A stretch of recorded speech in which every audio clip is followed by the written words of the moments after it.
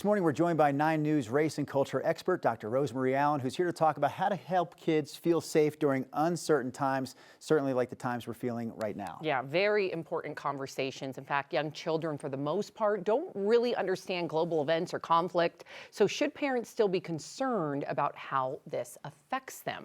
Good question for the doctor. Absolutely.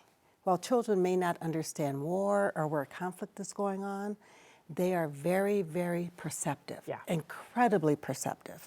So they're like emotional detectives. They're always watching your face, your facial expressions, your tone of voice, the energy that's in the room. They pick up on it, and they're really checking out the environment to see how calm you are and if they're safe or not. So what they're picking up on is one thing. How can we tell if they're stressed or not? Talking about parents looking at their kids, what are some of the signs of that stress that may be underneath? It will show up as externalizing behaviors. They may cry more, become more clingy, not be able to sleep. Externalizing behaviors like hitting, crying, biting, bedwetting, those things. And then you have some children who will just ask a lot of questions. And then others who will kind of go inside themselves and not. What I want families to understand is that all behavior is communication. So they don't have the words to express these feelings, so it shows up as behavior. It's not misbehavior or bad behavior, it's really communication, and I'm going to encourage parents to dig deeper. So encouraging parents to dig deeper. My 8-year-old, I don't know how she's learned about this war in Iran, you know, and perhaps that's something I should have talked to her about, but she learned about it, I think, on the playground. And she wrote a poem about war. And then I know I'm getting emotional, and then she asked me a lot of questions like, is war going to happen here? And why does war happen? And what do the kids do? And she was very concerned. Yes. What do I do in that moment? You answer every question the best way you can, without too many details. For very young children, you can say some people are upset, they're not handling their emotions very well, and this is the answer. And then you can say, how do we handle emotions? And that can be a learning experience. But your daughter seems to be very insightful, and I'm glad you shared that because we believe children don't know.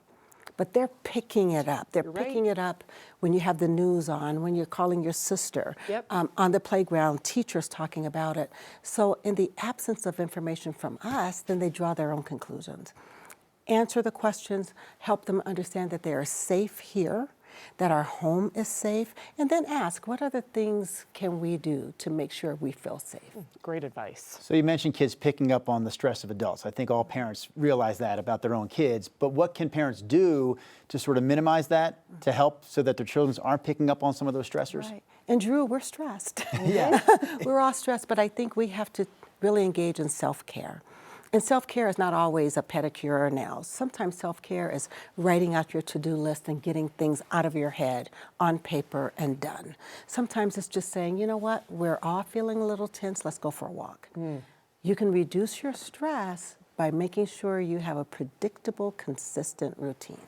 Children thrive on it, they need it, and we have to, as families, as parents, make sure we have time after children go to bed to decompress. Right. Yes. So that's going to be very, very important. Yeah, and you were saying earlier, or even waking up earlier, right? Yes. You woke up early, all those years, 4:45 a.m., so you could have time. Absolutely. My time, and even now, even though I don't wake up quite as early, I give myself an hour for coffee time, sit down time, talk to husband time, without the dogs before they come. But we just have to care for ourselves because children borrow our calm, and it helps them to calm down. You know what I find helps? If you find a job that requires you to be at work by 3 a.m., you can definitely get up ahead of the kids.